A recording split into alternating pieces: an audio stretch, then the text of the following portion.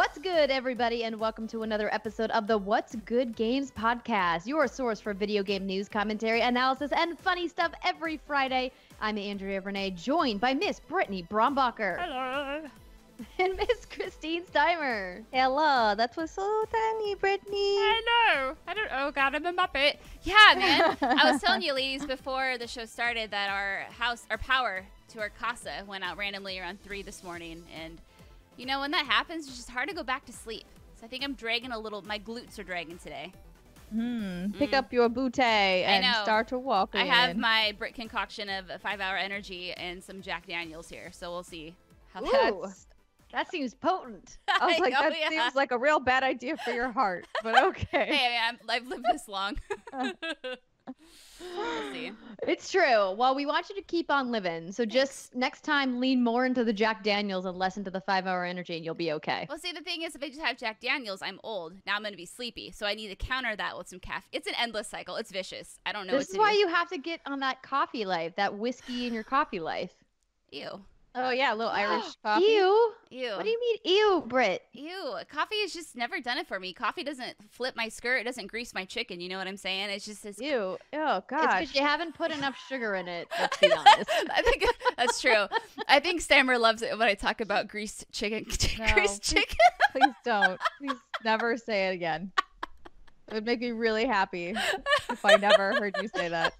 Ever. Because I noticed the last time I said it, you let off like a little ew in the background, and you just did it again. So funny. Yeah. Because it's gross. Oh, I mean, it's just a little greased chicken. Never hurt anyone. Sorry. A lot can kill you. Oh. All right. He really wants to be on the show, you guys. He's just like, I must be in your lap on the show. No, you want to go? You changed your mind? If you're wondering, if you're just listening to us, this is not John Drake and Andrew's lap right now. It's your kitty cat ghost. YouTube.com/whatsgoodgames. All right, now maybe he'll go away after he saw the bright light and stared. Too much pressure. All right, ladies and gentlemen, it is What's Good Games that you are listening to, whether it's your first episode or your 125th episode. We're glad that you guys are here. We do have a few announcements before we get into the show. Last week, we announced that we're going to be doing an Extra Life event at the end of October. Mark your calendars, Fargo, North Dakota. Friday, October 25th is going to be the official What's Good Games meet and greet. We are still working out details on location and timing, but it will be in the evening. We had some people reach out to me to say, hey, if I'm driving in, will I have time to make it if I have to work during the day? And I said, probably, depends how late you work, but it will be in the evening hours. We're probably looking at a start time around 7 would be my guess. So more details to come on that. And then the big event where we're going to raise money for the Big Beautiful Kids is on Saturday, October 26th in Fargo, North Dakota. We will be raising money for the Sanford Children's Hospital, which is the local branch for Extra Life in North Dakota, which we're very excited about. We've got some special guests that are going to be making appearances, and we'll have lots more announcements regarding that event later on in the coming weeks. But something that's a little bit closer that you might want to get involved in at patreon.com/whatsgoodgames. One of the amazing perks that you have with your membership is access to an exclusive stream called the Happy Hour Q&A. That is happening for the month of October on Thursday, October 17th, which is 2 weeks from yesterday after the podcast publishes. We are targeting a 6 p.m. Pacific start time.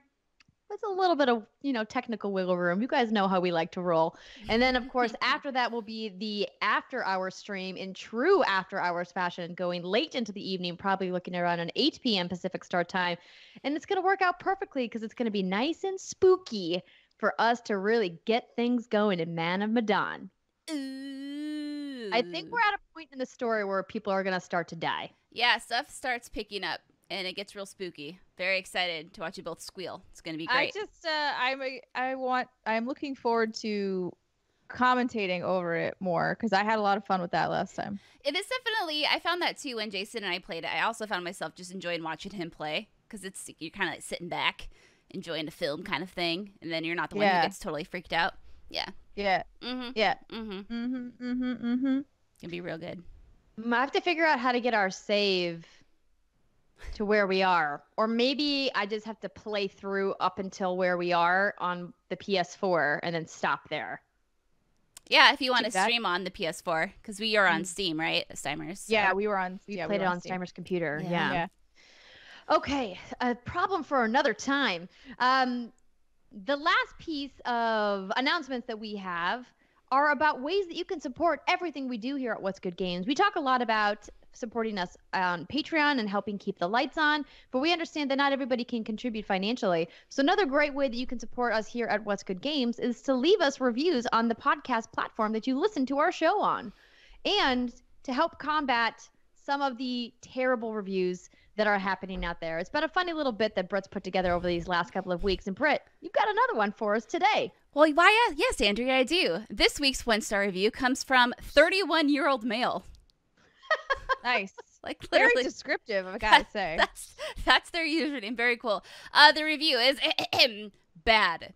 Had to tap out 5 minutes in when they kept going on and on about their day instead of games. Oh no, that means he's definitely not listening anymore, because we're about 10 minutes in and we haven't talked about games yet. We have. We talked about Man of Medan. Or Medan. I guess that's true. We did. Hey, I stand that's corrected. a video game. update your review, you 31-year-old male. If you guys want to help us combat those funny 1-star reviews, please head to your favorite podcast platform of your choice and leave us a nice set of reviews. I'm not going to give you any more guidance than that. Do what your heart tells you. Unless Just it's follow anything less than a 5-star review. then Yeah, please like, don't. you know, your mom. If your mama should have taught you, if you don't have anything nice to say, don't say it at all. Man. Exactly. There's a gif of me saying something similar with Tim Geddes. Look it up. It's pretty excellent. All right. With that, it's time to give a special thank you and shout out to this month's Patreon producers, Alex Rogopoulos, Chewy's Godson, David Icolucci, Ferris Atay, and Mohammed. And welcome to our Patreon community, Alex Forte, Kale, Alfred Kayago, Chris Hahn, and Coy Thompson. Thank you so much for joining us and starting your membership at patreon.com/whatsgoodgames. And with that, it's time to get into the news. And this week, it's brought to you by Earthbreak. Ever wonder what you'd do if you found yourself in the middle of a post-apocalyptic world that has been ravished by a deadly virus inflicted by aliens? I fantasize Look- about this all the time. This definitely sounds like a Brittany fantasy world. Yeah. Looking for a unique date or game night that gets you off your devices and truly interacting with each other? Well, you've got to check out this game called Escape the Invasion.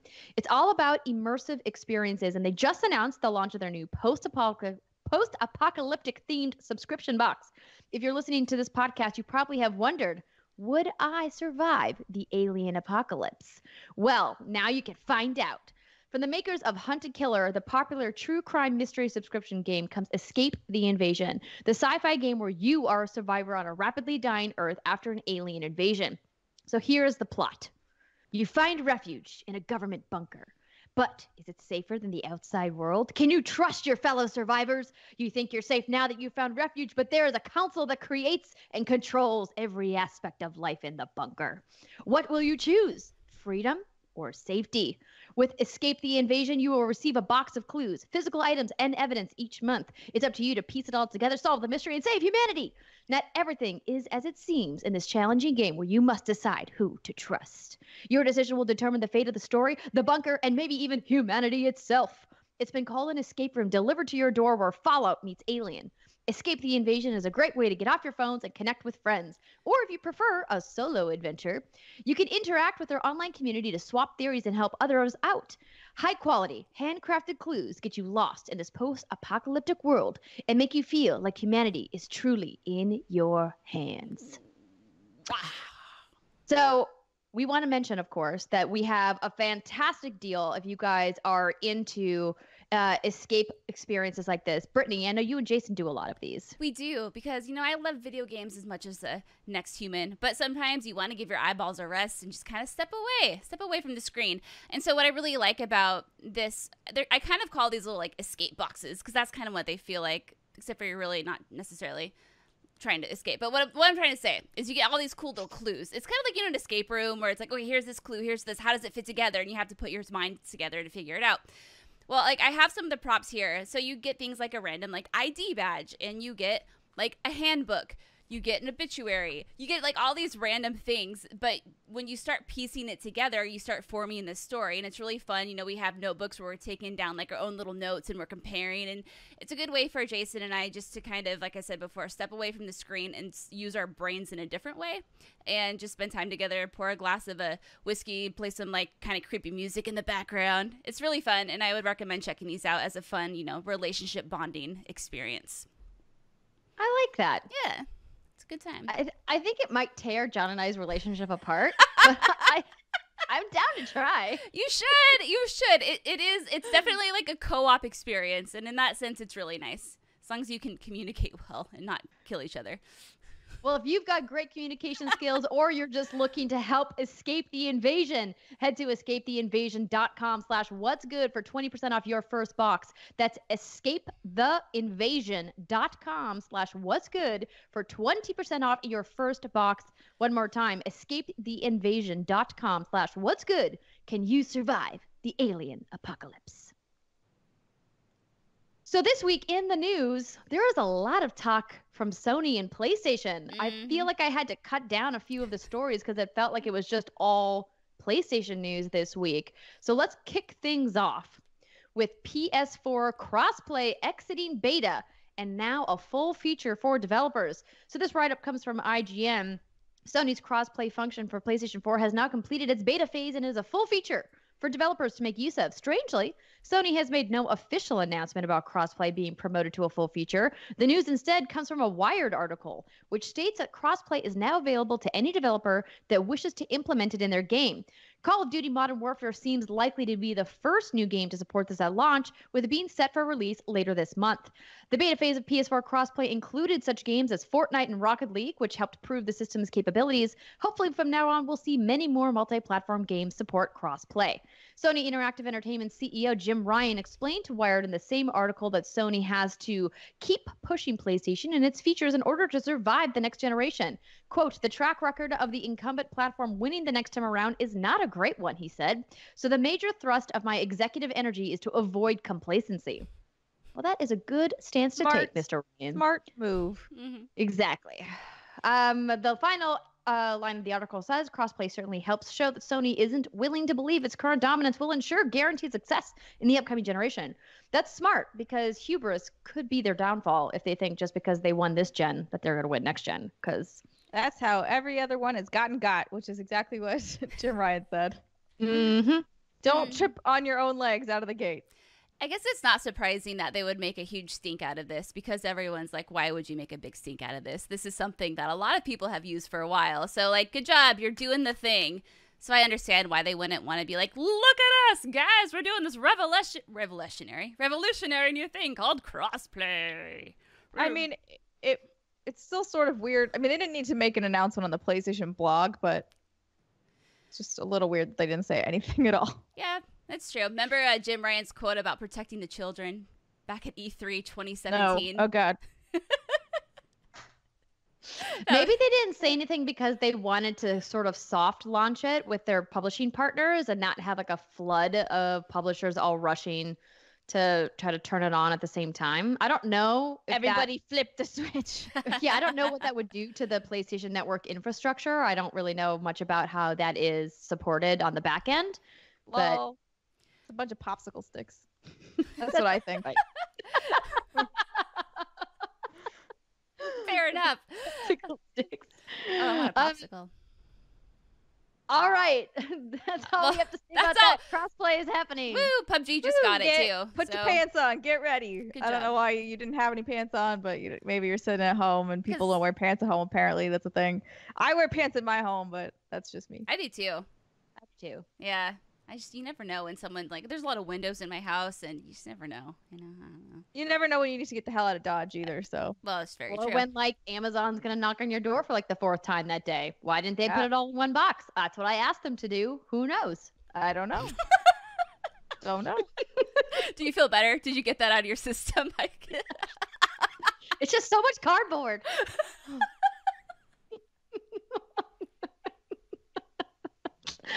Anywho, who wants to take the next story? Oh, God.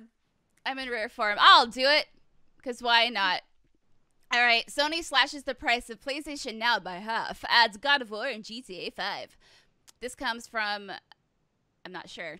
It's not the internet. The internet. Oh, I believe this comes from Polygon. All right. Sony is cutting the monthly cost of its PlayStation Now game streaming service by 50% to $9.99. The change goes into effect immediately, and current subscribers will see a change on their next bill. Today's announcement was made on the official PlayStation blog. PlayStation Now offers subscribers access to a massive rotating library of games that can be streamed from the cloud and downloaded. Titles are pulled from legacy PS3 games as well as more current PlayStation 4 titles. Previously, a monthly subscription to PS Now cost $19.99. Here's a detailed list of the price changes. $9.99 per month, down from $19.99. $24.99 for 3 months, down from $44.99. And $59.99 for an annual subscription, down from $99.99. Sony's also sweetening the deal with the addition of 4 high-profile titles: God of War, Grand Theft Auto 5, Infamous Second Son, and Uncharted 4: A Thief's End. All 4 titles will be available until January 2nd, 2020.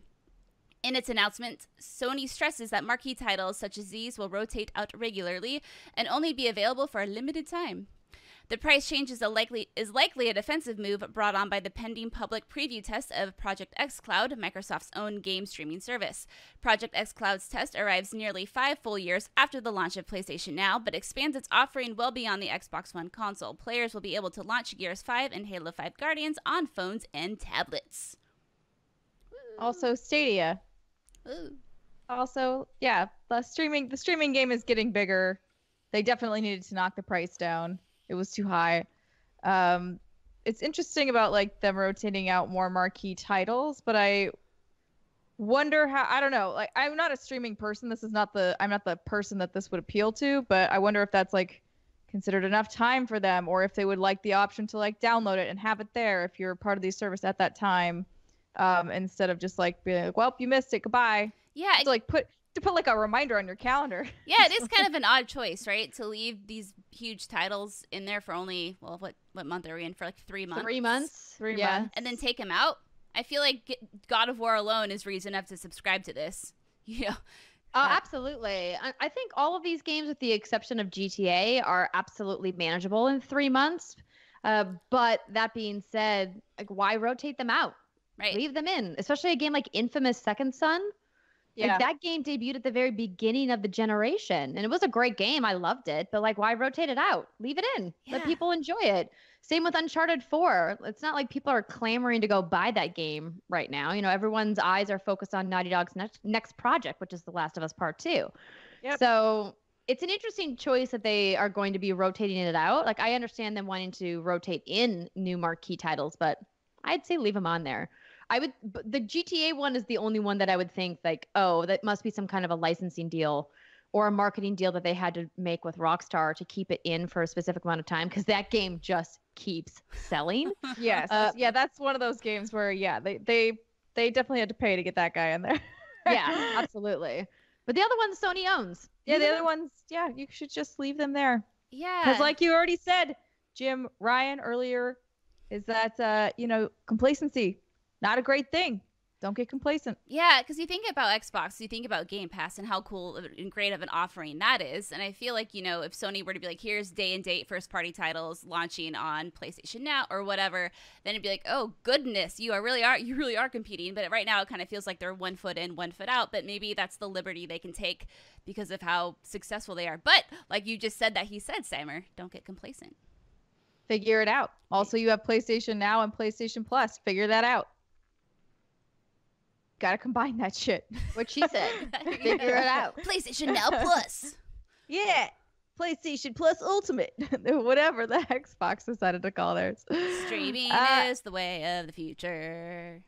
All right, Britt, you ready not. for your No, big story? I want to read it because she's going to grunt. Oh, yeah. Try to tell which one's me and which one's the pug. Well, I guess it's... Yeah, well... yeah. Well, that Sure. fell flat. Okay. This pug is working as a voice actor for the next Halo video game. This is by the New York Post. The snorts and grunting on the upcoming Halo game might sound extraterrestrial, but they're really just the sounds of a very happy pup.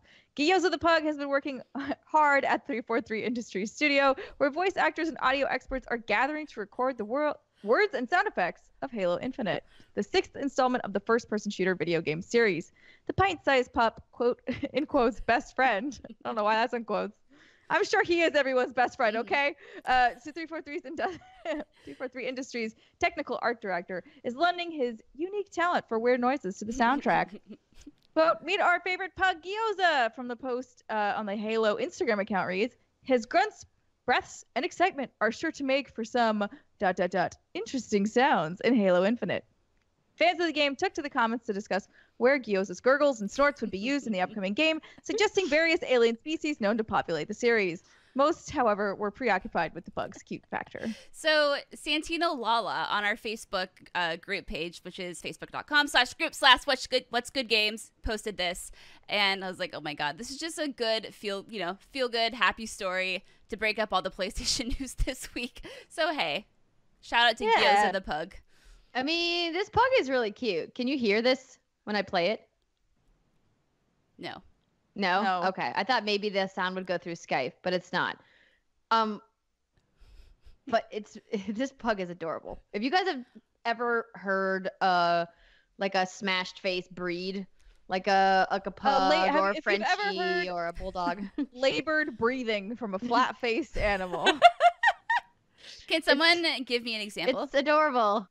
Can someone do an impression into the microphone? An impression. Ooh. That's pretty good. Okay. That's a good one. So is that what the aliens are going to sound like? Yeah, it's just like you're kind of like choking, but trying to breathe. It's really good times. Good times were had by all. I'm so glad we read them this way. Poor things. They're just trying to breathe. They're just trying to live, They're just trying to live, and now they're alien noises in the next Halo game. Yes. Good job.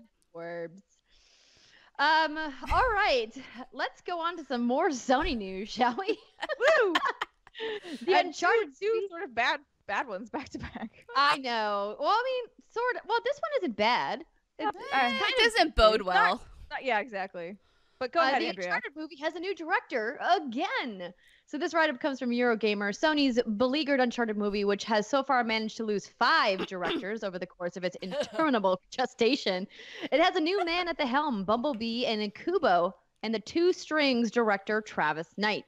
Knight, as reported by Deadline last week and belatedly spotted by me today, writes, I think this is from Matt... Eurogamer. I can't remember which reporter it is. I'd have to look. Sorry, Eurogamer. Replaces 10 Cloverfield Lane director Dan Trachtenberg, who departed the Uncharted movie back in August, having only joined the production in May. Trachtenberg, of course, stepped in after Night at the Museum and Stranger Things director Shawn Layden, who had been attached to the project since 2016, scarpered for the pastures. Wait. What? Scarpered for I don't know what scarpered means. Is that a British thing? Scarpered? Scarpered for pastures. Scarpered for pastures new.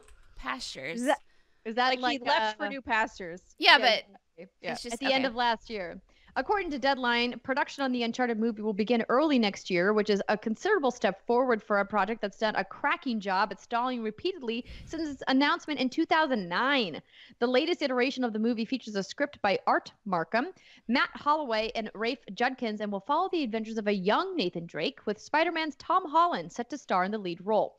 Given the recent production upheaval, it seems dubious that Sony's Uncharted movie will meet its recently announced December 2020 release date, but at least we'll always have Nathan Fillion and director Alan Ungar's unofficial Uncharted fan film if it all goes belly up once more. Mm-hmm. Yeah, this is why this is not great news. It's mostly just because it's not a good sign when a project keeps losing people like this. Right. And it's good that Tom is still attached to the project, but for how long? Who knows how this will go? I feel like, okay, so earlier, actually, hold on, let me scroll, make sure I'm not scooping us on something. Because on Twitter today, I saw the thing about how Tom was like a big reason why Spider-Man made it back into the MCU. Because he's like, yo, please fucking figure it out. So I'm like, Tom, you need to work your magic once more. We need you for the Uncharted movie.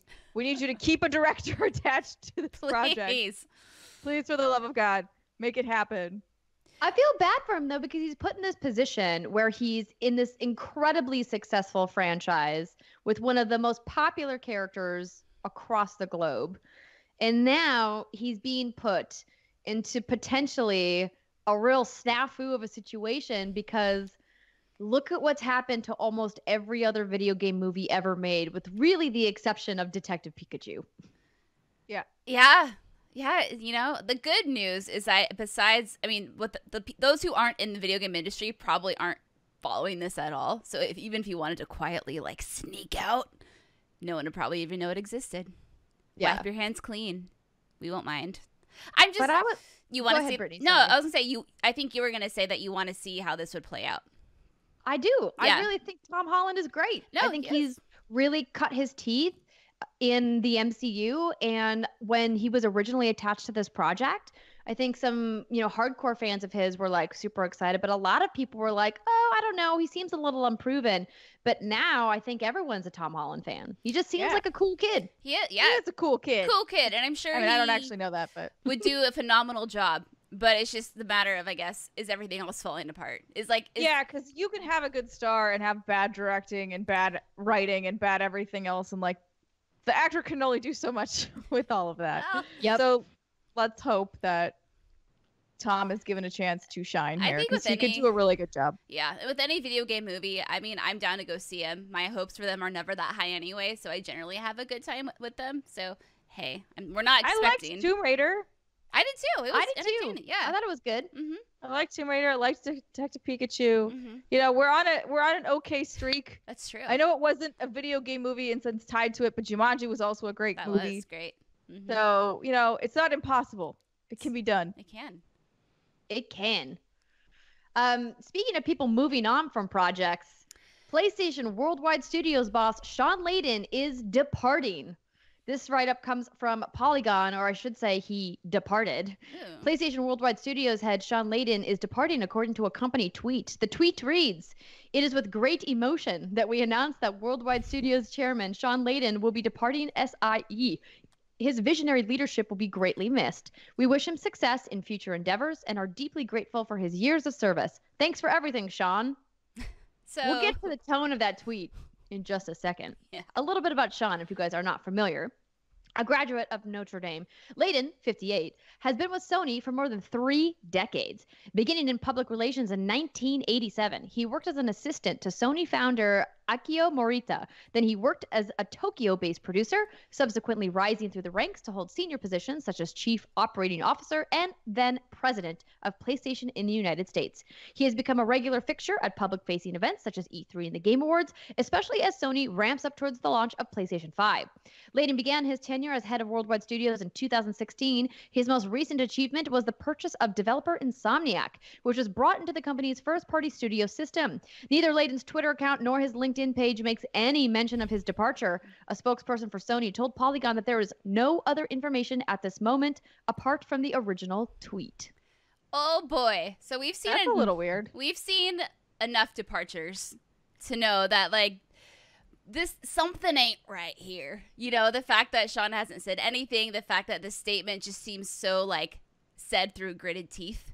Do you know what I mean? It's just a little weird. And the thing is, Shawn hasn't been active on his Twitter at all, besides he's liking tweets. And he sent a heart emoji to an account who basically was, singing his praises. It's just a little odd.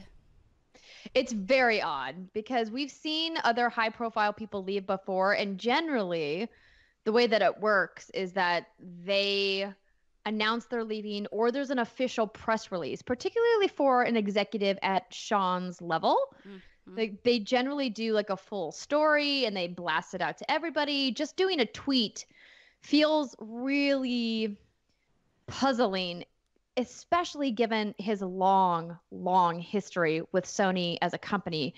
So I'm not sure what went wrong here. If it was maybe Shawn and Jim Ryan maybe kind of butting heads. I remember when Jim Ryan was promoted, when John Cadera stepped down after Andrew House left, which was now a couple of years ago. I mean, there was this kind of shuffling of the executive structure within Sony Interactive Entertainment with both the North American and the European divisions. And so if you go back and kind of look at the timeline of all that, how that all happened, it kind of makes you scratch your head of how is their internal org actually working? Maybe what it came down to was two people kind of having a disagreement of thoughts, and so one of them either got pushed out or decided to leave abruptly. I don't know. That's but what it seems like, right? Is that this was a statement that was put together super quick. Like, we got to get something out. We got to push something. And the fact that Shawn's liking all of these tweets saying, oh, man, like, not congratulations, like, you know, because we don't know what he's doing next. But, you know, best of luck to you. You were so great at PlayStation. We're going to miss you. I mean, he's liking these actively. Just actually a few minutes ago, he liked another tweet. So he's seeing all this stuff. But the fact that his Twitter isn't updated, his LinkedIn isn't updated, he's not tweeting anything. It's bizarre because you feel like if he was going somewhere new, that there would have been a statement like, hey, this is where I'm going, you know, so-and-so is taking my position. They let a little breathing room for that. I'm not surprised he hasn't said if he's going anywhere yet, because number one, maybe he's not yet. Maybe he's looking. But then also, even if he doesn't and he has somewhere he's going, you typically wait a little. You don't immediately say, like, I'm going here. But you typically put out a statement, right? Like, it is weird that it's not like, what's to come, exactly. Coming next. You know, I can't wait to talk about what I'm doing next. And at first I was thinking, like, okay, he's being let go. Did he do something shady? You know, you never know, right? People like to dig up people's past all the time.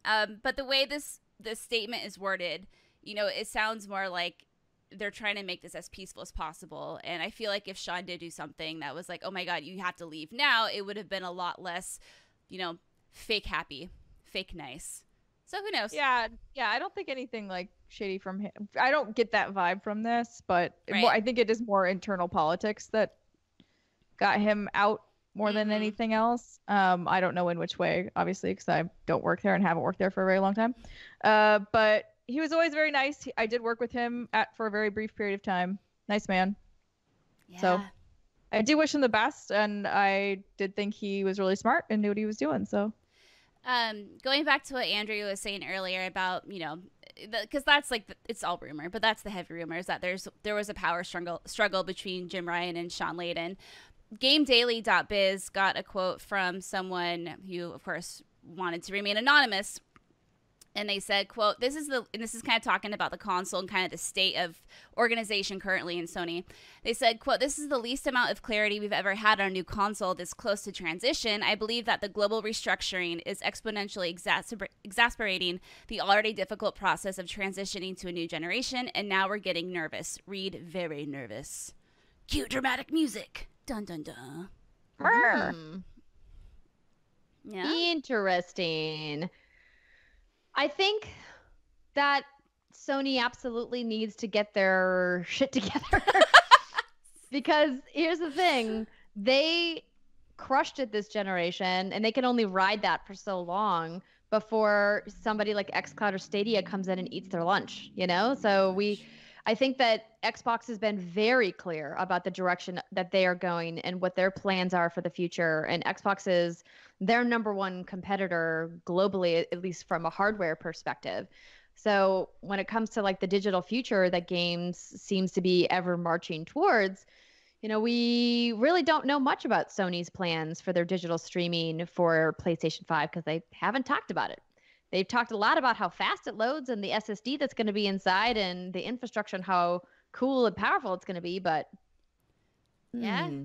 lots to learn here. Dun, dun, dun. But I do want to say I think it's fantastic that he was at Sony for so many years. I think anybody staying at any company, no matter what your job is, for 3 decades is like almost unheard of. Nope. Yep. I cannot do that. So clearly he accomplished some stuff. You did good, sir. You should be proud of yourself. Okay. All right, Brittany, this last story is all you. Woohoo! So Brian Shea of Game Informer recently went to Japan and did a whole bunch of awesome coverage on Pokemon Sword and Shield, so you should go over there. I'm just covering some of the things that I personally find interesting, but there's a lot more info over there. All right, so I'm just kind of, because if you go to their website, Game Informer, they have a whole bunch of different, like, things you can click on. It's all like a fancy website. So I just pulled some things from 2 topics, the autosave and the XP share, all regarding Sword and Shield. And I'll start with the autosave. So Brian talked to director Shigeru Omori, and he said, we'll talk about, I didn't clip this very well, but it's all about autosave. He said, it's a new feature we're implementing, full autosave functionality. Traditionally in Pokemon games, it's an important thing to write your reports, record your save, and that's always been a staple. Like, quote, remember to save your game. We do have an autosave feature this time where you can just adventure and it'll constantly save the game. For those who don't want Pokemon Sword and Shield to autosave, fear not. You can turn the feature off and stick with the traditional save method where you pause the action and manually save. But Porque no los dos. Give me the autosave and then let me manually save it at the same time. Yeah, that's kind of the thing, huh? Because typically if you have autosaves... That's the best. Yeah, you can autosave... Well... Okay, so here's the thing. So it's kind of controversial, kind of not. I personally think it's a fine feature. I don't mind it. It's like welcome to 100 years ago. But some people who like to hunt for shiny Pokemon, for instance, they'll like walk into an area, shiny Pokemon, rare Pokemon. Yeah. That makes sense. Yeah, you wanna basically stop reload. Yeah. You can do a soft reset, and it sounds like, and I clipped this part out, but it sounds like doing a soft reset on the Switch might be a little bit more difficult. It's not as easy as just pushing buttons. So obviously, if you do have autosave on, you don't want that for your shiny catching. Yeah, that's true. Mm-hmm. I'm not a shiny catcher, so that wouldn't really appeal to me. But I get it. Or if you're going after a legendary, which I think is something a lot of people who play Pokemon games want. So you accidentally make it faint, or we don't kill Pokemon. Yeah. You make it faint. Right? They just go. They go good night, and then they disappear. Where's my fainting couch? What if they fainted on a fainting couch? How cute would that be? It'd be really cute. That should become canon. I think so. I think so too. So anyway, if you have never played a Pokemon game, you're probably thinking, what's the big deal with autosave? Well, it's everything with Pokemon is a big deal. All right, and the next thing is regarding a little thing called XP Share. So I'll just read this. It is now baked into Pokemon Sword and Shield. One of the smaller yet interesting pieces of info we learned involved XP Share, an item that splits the experience earned in battle to all Pokemon in the player's party. According to director Shigeru Omori, Pokemon Sword and Shield does away with this item. However, when we followed up with Omori about whether that means we need to train up each individual Pokemon, he confirmed to us that every Pokemon in your party gets equal experience automatically as you progress through the game. So typically and traditionally, XP Share was an item, or you had to get it in some sort of fashion. And then what it does, like we just said, is it gives all the Pokemon in your party XP. Sometimes it's not available till like maybe halfway through the game or quarter way through the game. So now that it's automatically baked in, like it was in Pokemon Let's Go, people are they're like, oh my god, is this a good thing or a bad thing? Because people want to be able to shut it off, because a lot of folks think that with the XP Share automatically baked in, it's far too easy of a game, and people like the strategy of building up Pokemon individually. And especially, I'm sure if you play competitively, you might want the option to individually train a Pokemon. I'm not sure, because I've never done that. Is there competitive Pokemon? Oh yes. Yeah, for sure. Absolutely. Yeah, there's like a whole championship series. Did not know. Yeah. You would think covered it because for it's all IGN about back in the battles day. that would exist. Turns out it does. It does. It very much does. Yeah, and people take it very seriously, because then this kind of goes back to the autosave, is that if you're trying to catch a specific Pokemon or breed Pokemon for competitive play, at least I think this is how it works. Yes. There's certain personality traits or certain characteristics of a Pokemon that you want to look for if you want it to be better at certain attacks and certain moves. Stats. Like there's all sorts of like hidden stats behind the face of Pokemon. Like, there's already like the basic stats you can see, and then there's like all sorts of other shit that most people don't touch. But if you are a competitive Pokemon player, you are deep in that rabbit hole, digging out all this info. Yep, it definitely is a thing that, you can get real in the weeds with it, but I've never done that. So, like I said, more cool information on Game Informer regarding Pokemon. And then this isn't a Game Informer thing, but on October 4th, starting at 6 a.m. Pacific, there's going to be a 24-hour live stream about Pokemon. So if you go on Pokemon's website, it says, starting at 6 a.m. PT, hours. I know, on Friday, October 4th, we will broadcast live footage for 24 hours from a camera setup in Glimwood Tangle, a strange forest located deep within the Galar region. This is your chance to get to know the various Pokemon that make their home in this forest. You may notice things that surprise you. And then via the YouTube channel, it says, Sonia needs your help, trainers. Next week, she'll be setting up a live camera and conducting some Pokemon observation research in Glimwood Tangle, a strange forest area in the Galar region. This is so funny to me, because it's like... Wait, so you're pretending like you're setting up a camera in the game and just watching Pokemon walk by as if this was like setting it up in an Indian jungle or something, and you're waiting for a tiger to like chill. Yeah, that's kind of somewhere. what it sounds like. It sounds like for some reason Sonia needs our help. All she's doing is setting up a camera and conducting some observation research. My best guess is that it's going to be going for 24 hours. At some point, some new unannounced Pokemon's going to make its way across the screen, and oh my goodness, what was that?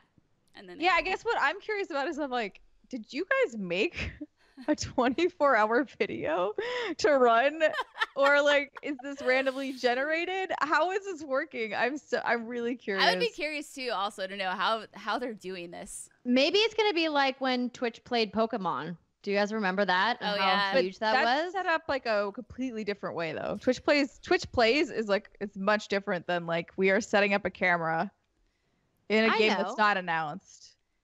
Yeah, it'd be fun if they did something like that, though. It would be super cool. But I'm wondering, this must just be like some sort of weird debug build where they just put a floating camera somewhere that doesn't actually, like, you wouldn't be able to do this obviously in game, and then just leave it.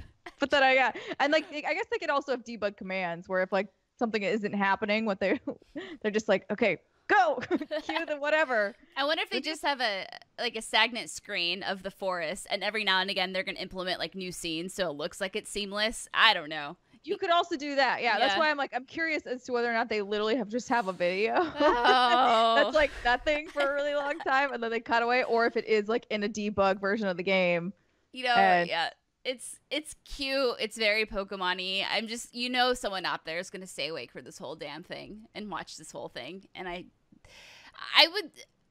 I'm ever the optimist, but I would say I wouldn't expect any groundbreaking announcements from this. So maybe like save your sleep, save your sanity, take a few naps throughout the day, and you can look at the overview after it's all done. Yeah, you'll get the highlights later, either on this show or on Twitter, probably faster. Yeah, but anyway, it's a cute thing. Yeah, it's good for you guys. You do you. Yeah, it's nice to end on a cute note. I'm sure there'll be a really adorable Pokemon. All the special ones that they've showed so far I've loved them. I love the Bong Pokemon. I love the fancy Surfetch. It's all great. The Corgi Sign me up. Yeah. Yes. Yamper. Fantastic. Let's go, Yamper. Yeah. Go Pokemon. All right. Well, hopefully you guys enjoy your time watching 24 hours of Pokemon, or should I say enjoyed your time, because by the time this podcast comes out, it will have already happened. And maybe it will just be the tail end of it. Or no, starting on Friday, it'll just be the beginning. Yeah. Interesting. Ooh. You could listen to the podcast while watching Pokemon. Exciting. And on that note, let's take our first break of the show. When we come back, we're going to talk about what we've been playing. Stick with us. We'll see you in a minute.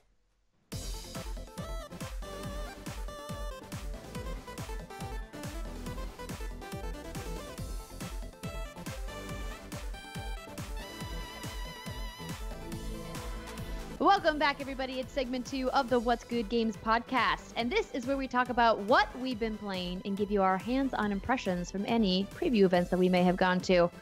This week, we've got some really fun games. Of course, you know what I'm going to talk about. Oh. But before we get to that, I get to tell you that this week's hands-on impressions are brought to you by Dave. Overdraft fees. It's time for them to die. Surprise bank charges over a couple of bucks in your account are useless, painful, and nothing but pure profit for big banks. Thanks to the Dave app, you never have to pay an overdraft fee again. Dave is the #1 budgeting app in America because it saves you from overdraft fees, it tells you about upcoming bills, and it can advance you $75 from your next paycheck with no credit check and no interest, putting an end to overdraft fees for good. Get the Dave app for just $1 per month. That's $12 a year, which is way less than an overdraft fee. And you'll never have to pay one again. Dave will help you budget for upcoming expenses, text you if you're spending too much, and if you need cash fast, advance you $75 in just 90 seconds. Mark Cuban is an investor in Dave because he got crushed by overdraft fees in his 20s, and he wants you to never pay an overdraft fee again. 3 million people already use Dave to save up to $1,000 a year in overdraft fees, and that's why it's the #1 budgeting app in the App Store. I certainly have suffered from late fees and overdraft fees in my time, and having a reminder is definitely helpful, especially if they text you. Because, it gets lost in your email inbox and then you're like, oh, I missed the date or I overspent.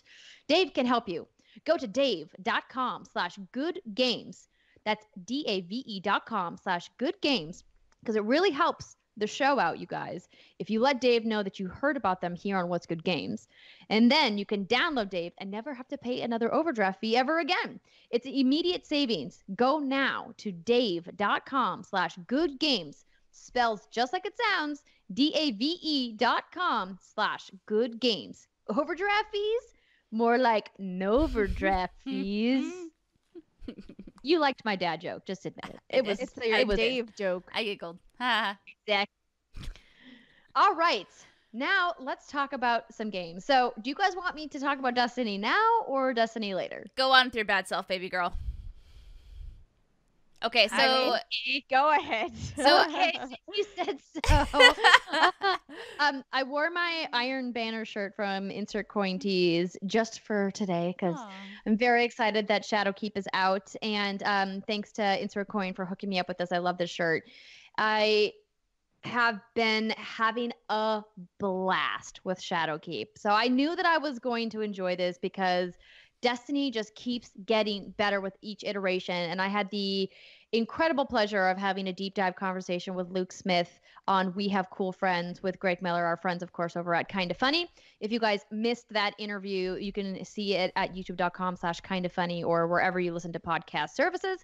And I was really pumped after talking to him. I mean, I was excited when they announced it, but I had to admit that I also, as I mentioned on this show, was a little hesitant about going back to the moon, about fighting the Hive again, about going back to these same that phrase, like, sort of out of context is sort of funny. Going back to the moon. Because I was laughing because I think I was with you when this was revealed, and I think your exact words were going back to the fucking moon. Yes, I remember that too. Yep. I definitely, before I played it, was very skeptical, hesitant. Maybe even a little frustrated / ranty about the moon because I spent so much time farming on the moon that I was like, I don't want to spend any more time on the moon.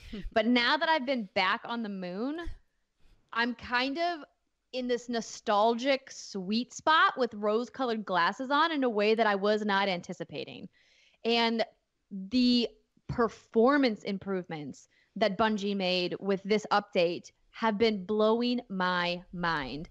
The first thing I noticed when I booted this up and started running around and shooting enemies was that it feels like they did some fantastic work on the frame rate. So I'm playing on PS4 Pro, and the first thing I said when I was in clan chat with some of the What's Good Guardians was like, this looks like the PC version looks. Obviously, the PC version is still going to look even better, but the frame rate and how smooth it felt is something that I have yet to experience with any first-person shooter on any console that I've ever played. Like, to me, this has now set the bar with how a first-person shooter should play and look and feel on console. And I don't know what they did, but it's like magic. So it looks beautiful. It plays great.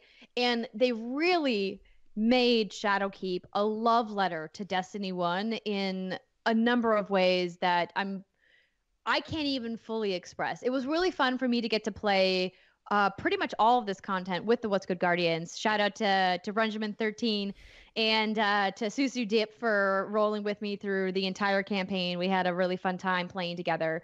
And hearing Ren talk about the lore is great because I know a lot about the lore of Destiny. I don't know half as much as Runjaman knows about the lore of Destiny. Did you finish all of the campaign? Yes, I did. How long did it take you? So as you guys may have heard, there were some network problems on launch day. Just a little bit about that, yes. Yeah, so the network problems were so severe that they had to pull the entire game down. Oh, wow.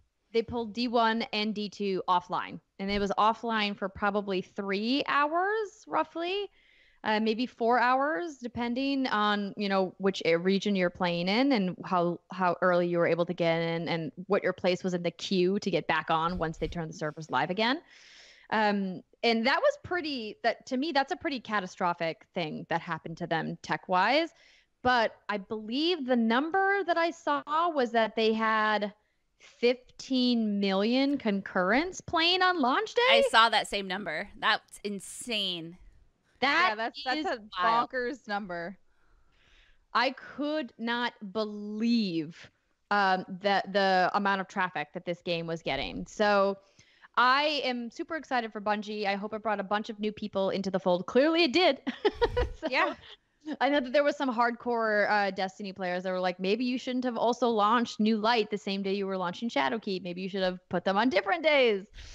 But I think it was smart of them to, in theory, do it at the same time, because then if you hook somebody in with the free-to-play version, they're already set up to purchase the expansion, right? But of course, the downfall was it crashed the servers in this really terrible way, and they had to pull it all down. Temporarily killed the game, but other than that, pretty good. So when did you get in? That's what she said. That is what she said. So I started out, I was actually able to log in right when the game launched at 10 a.m. Pacific time and get the first couple of missions underway. And then they shut the servers down, I think between 12 and 1, or a little around like 1 p.m.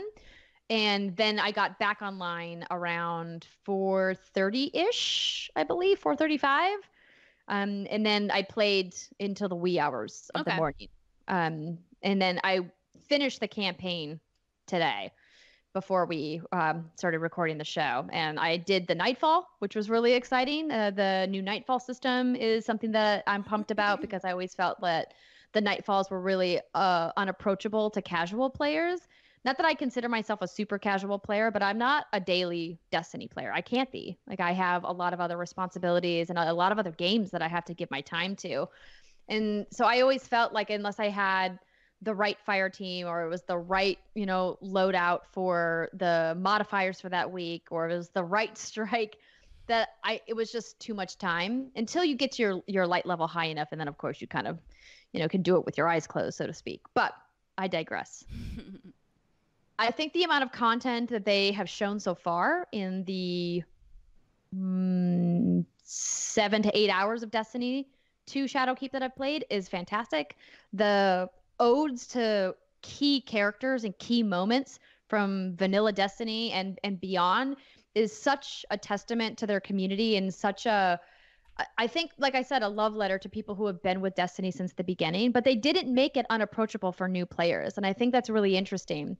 They're doing something in the crossover between Destiny and Destiny 2 that makes me kind of scratch my chin a little bit and be like, I wonder if the theories are correct. Because there's a lot of threads that I've seen both on the Reddit and some of the other forums about people speculating, is Bungie moving to a unified world where players who are playing in Destiny 2 will have access to the key areas, the raids, and a bunch of the other activities that were in Destiny. Because it's really sad that is a live service game and a shared world experience that doesn't have a lot of player population, because everybody's moved on to Destiny 2. And it's like, does that just die in the vine because nobody wants to go back? What if in this new MMO future that Luke Smith is bringing to Destiny 2, they just bring all of the content under the same world and everybody can play all of the content in the same open world space? I mean, that would make it a lot more appealing. Yeah, for sure. Especially if they still had went with a free to play version of it that didn't have everything but had some of it. You can just jump in. Destiny 1 would obviously look a lot better. Yes, do that. Go ahead. I mean, I probably still won't play until you add something else, but it'd be a good start. Just add capes. Just add lots of capes. I mean, at this point, I do kind of want to see another sort of a class or something else to play with in that world. I think that would be really fun. But yeah, I don't know. For me, if it's first-person shooters, for me, I tend to burn out really quick anyway, which we'll also get to when we talk about Borderlands. But that's a me problem. That's not not a you problem. Yeah, and see, I'm the opposite. I love the gameplay. I love the gunplay. I love what they're doing with mods. I'm still figuring it out. The Armor 2.0 system that they've introduced, I think, is really interesting, and giving players so much choice in how they want to spec everything, and learning what all of the new currencies do and some of the quality of life improvements that they've added. I'm really excited to deep dive into it and see all that they've changed and really experience it for myself and play some more stuff.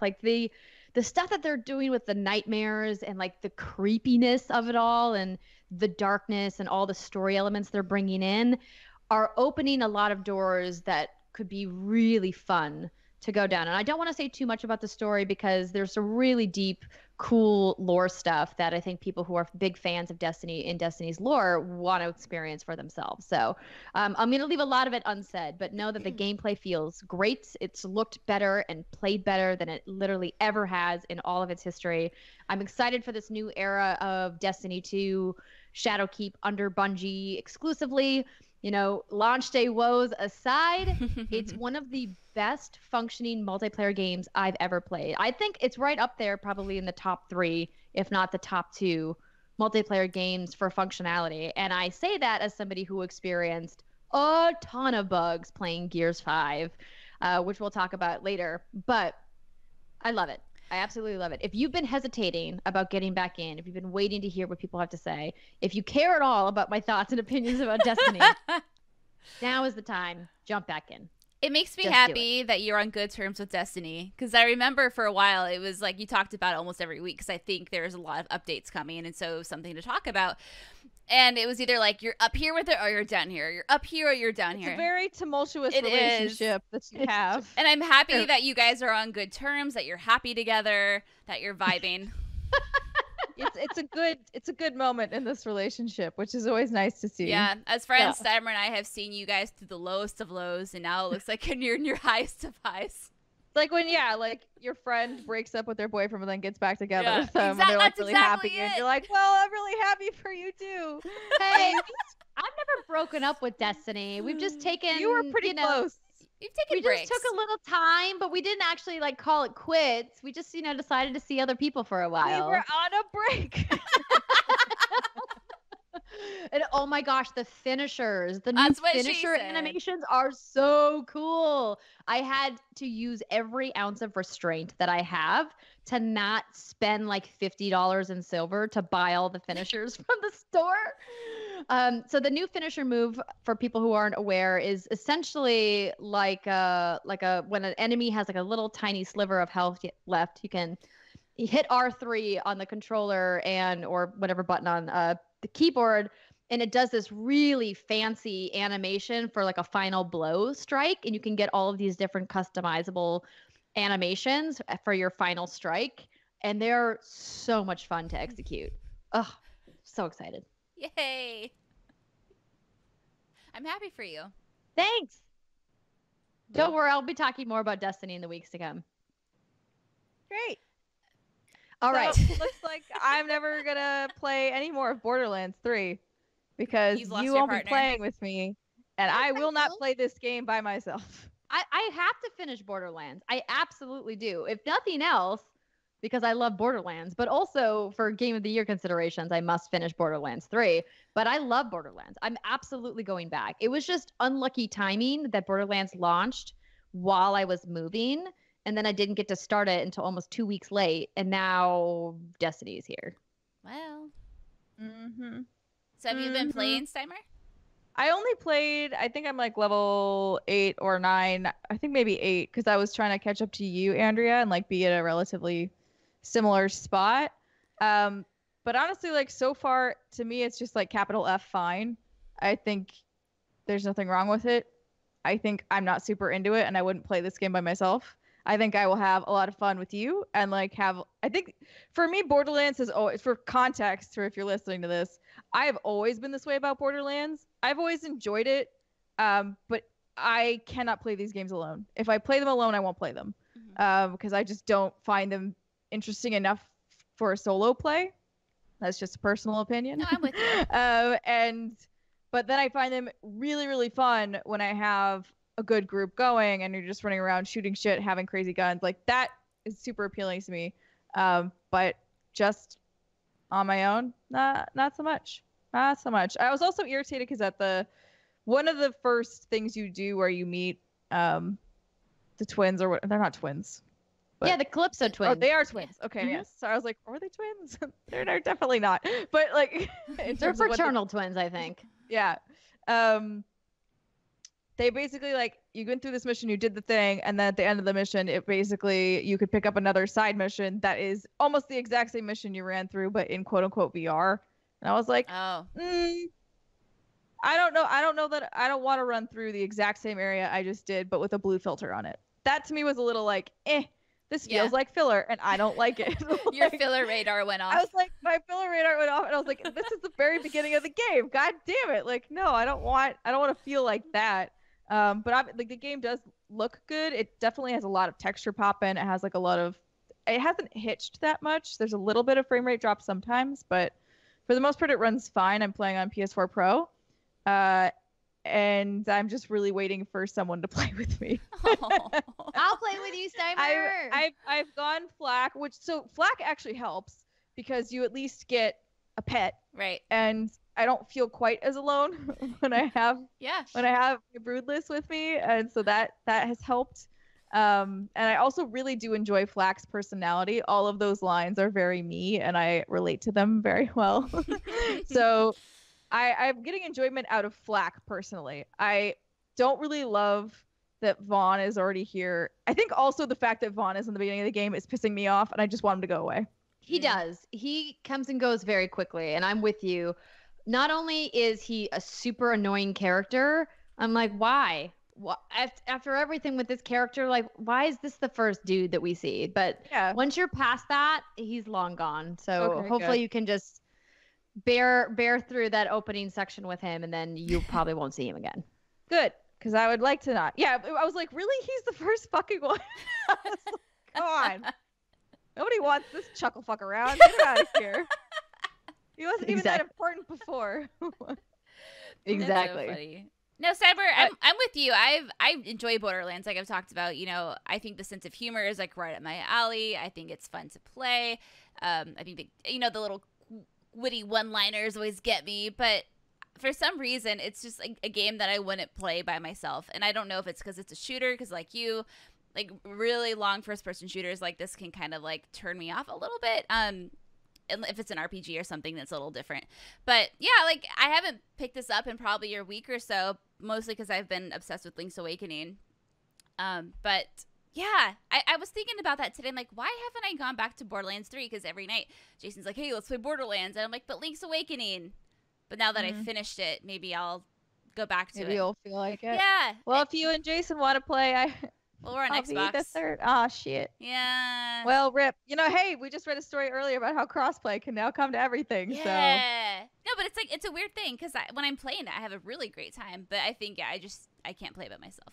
Yeah, it's just an interesting one of those games like where unless there's like a quote unquote date scheduled, it's not something I think about. It's not something that draws me. I'm not like, oh my God, I'm itching to go play. Yeah. I'm like begging Andrea and John at this point to play with me. And she's texted multiple times, and I feel bad because we're either like not at home or I'm in the middle of something else. Destiny. And I'm just like, I'm sorry, Steimer, because she finished Gears right as we were like getting into the middle of Gears, and so she was like, "Is it Kitty?" John. Oh wow! Oh my God! John brought us the cat. Oh, he's just laying there. He's on a magic carpet ride. Oh, you can just leave it cracked, please. Don't lock him in. Oh, look, see, he's freaking out. Yeah, he's like, don't shut the door, just leave it up. There you go. Is he gone? He'll be back. He left. Poor Cat baby. came back the very next day. Do you guys ever remember that song? No. Oh, well, never mind. I was Maybe. People on Twitter will know what it is.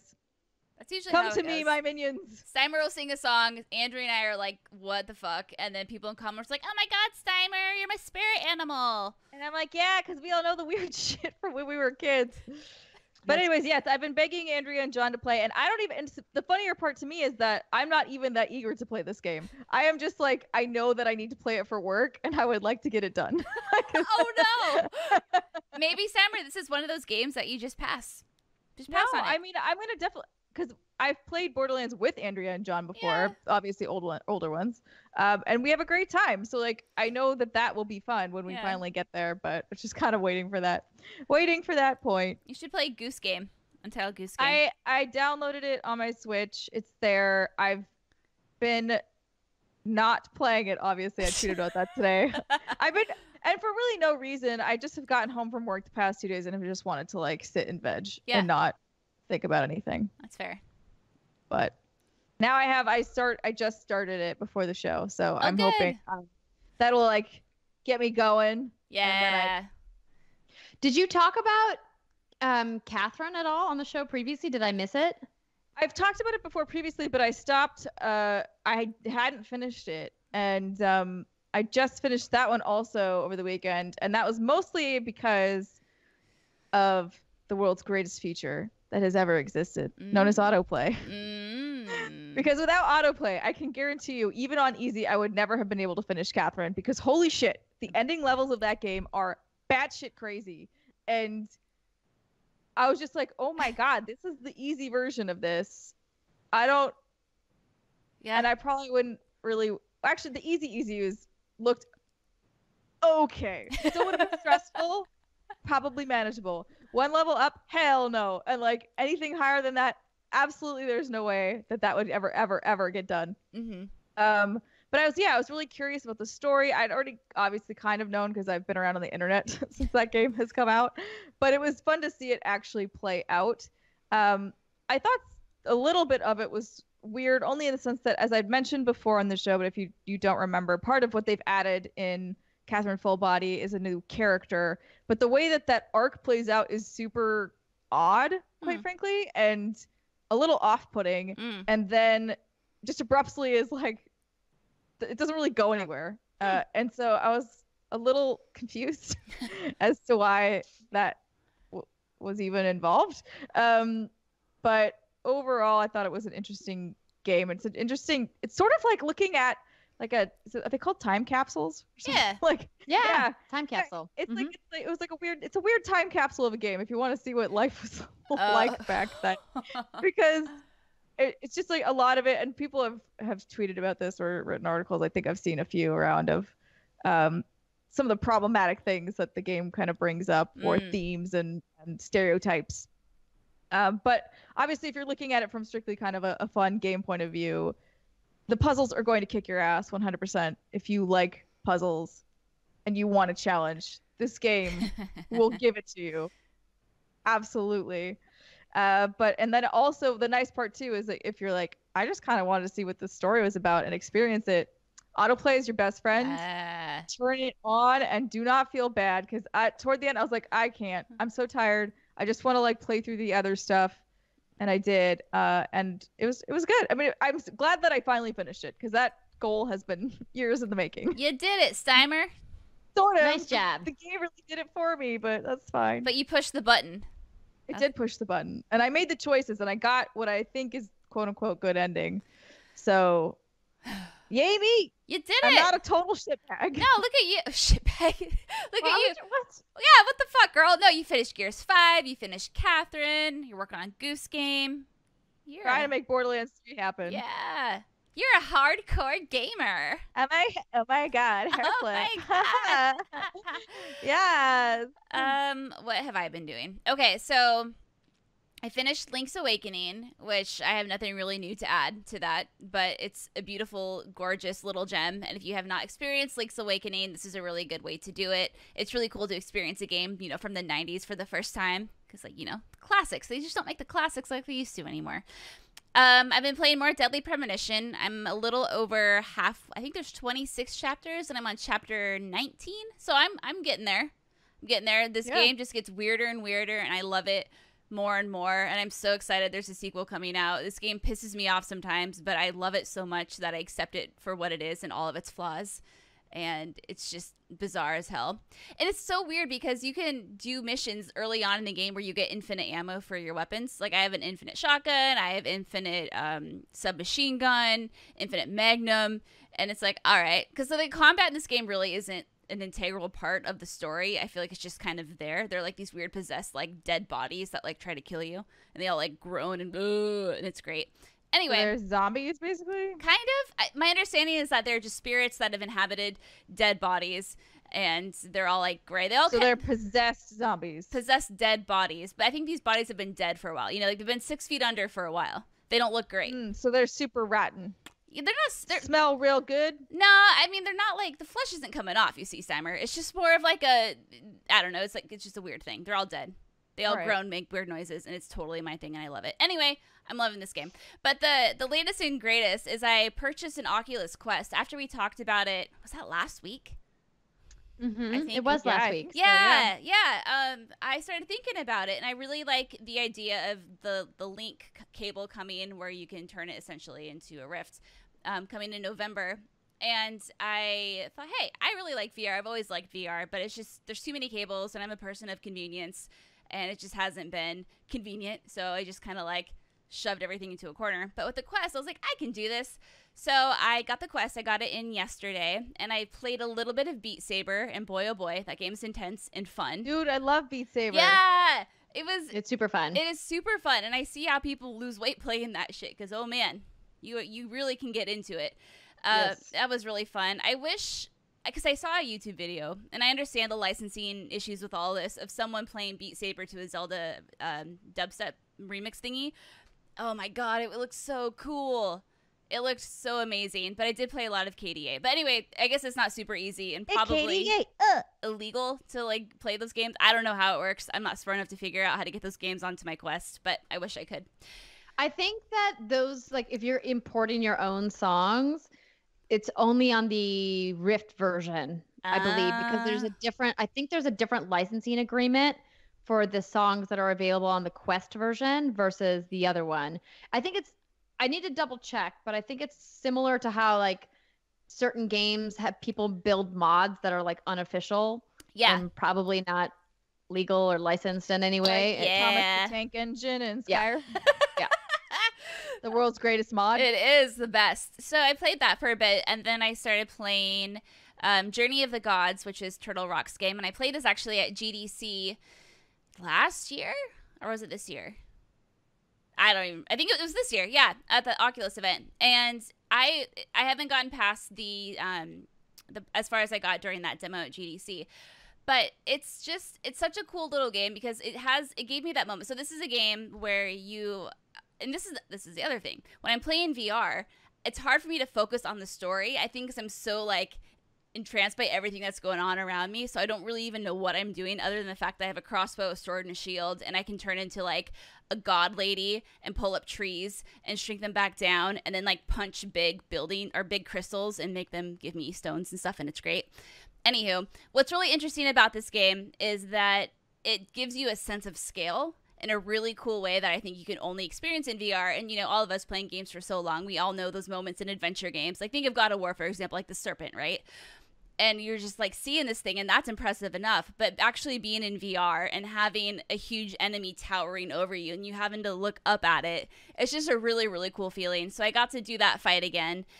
And then I got to dink around with some of the god powers and whatnot. I only maybe played for, like, a half an hour or so. But I mean, I'm really impressed with the technology. I haven't picked up a headset, really, I guess, since the Oculus or the Vive way back when. And I've dabbled a little bit in PSVR, but nothing crazy. And I'm just so impressed with how far the technology's come in a short amount of time that, you know, VR has kind of become available for, you know, purchased by the masses. And it's just neat that, you know, you can have a wireless headset that, you know, you can hold these controllers and it can detect what your fingers are doing. So you can push buttons, you can punch things, and it's so responsive. Not to mention we're getting the hand tracking coming, I think that's next year. And it's really exciting where VR is going. The thing that I noticed, though, and I don't remember noticing this, so maybe like my neck got weaker, I don't know, is I felt like the headset was kind of heavy. Yeah. And I mean, it makes sense. You have everything like up in that headset, right? It needs everything to like live. You gotta do some like neck ups. I guess, yeah. Get good, get strong. I know, I gotta like get a beefy neck. And so maybe I can wear my neck pillow that I use on the airplane when I travel. Maybe not. Oh God. So, you know, it has like the side straps and it has the strap on the top. So you can adjust it. But, you know, with VR headsets, there's that sweet spot, right? Where you have to have it just right. And I found that it kept kind of sliding down a little bit, but that could have been... Okay, you had that problem too. I know you have like a tiny head, so I didn't know if that was like an Andrea issue, but now I'm realizing it's not really. It's, I think it could just be a flaw of the current tech. I don't know. But what's nice about it, it's under the goggles. There's a little switch you can move from left to right, and it adjusts the lens. So it can really help focus it even further. So you don't have to be adjusting it as much. But I really like it so far. And there's Exorcist VR coming, or it's already on there, Exorcist Legion, which is a game I played, I think, last year. And then Dread Halls is also coming to it, which is like a first-person dungeon crawler with a whole bunch of scary enemies trying to kill you. I love VR. Sounds terrifying. It's no, thank you. Sounds like a no thanks for me too. Right up my alley. I'm so excited. I'm so excited. Yeah, and it's just cool to see all the support coming to it. There's a lot of upcoming games that I'm excited about. So yeah, VR. It's great. So to clarify, you can import custom songs on Oculus Quest now, but it requires an external tool. Oh. So they introduced a Beat Saber level editor for Vive and for Rift, where you can upload a song and then you can like hand place all the notes if you want to build a level and then upload it to the game. And that there's a special way, I think, by enabling developer mode, that you can get the custom songs on the Quest version of it as well. But it kind of requires you to use this special external tool, like anything PC related, with, a bunch of different software and tools and tutorials and wizards and things like that you need to use. So good luck. Yeah, no, that's why it's never going to happen. But thank you for looking into that. No worries. But they did say on this article, which I found on uploadvr.com, that Beat Saber has a long history of unofficial modding. However, Beat Games were wary of the copyright and ethical issues around opening up such a system, of course, because music licensing is a very touchy place for legalities around copyright. The company expressed frustration of the quality of the mods, which could lead to bad reviews for the game itself, which I'm not surprised about. But there is a number of them. So if you are an enterprising young lad or lass that wants to figure out how to make your own songs, it is possible. It's possible. But yeah, it's fun. I like the Quest technology, man. It's come a long way, and I think it's really neat. Yeah, man. Yeah, man. Cool, man. Well, listen, I was going to talk about Gears, but I think what we decided to do is make it our final segment of the show. We're going to do a Gears 5 spoiler cast. So if you guys have not finished the story campaign, you're probably going to want to skip out of the last segment of the show. But if you have and you want to hear what we think about it, because, oh boy, that ending was spicy, then stick around. We'll be back in just a minute.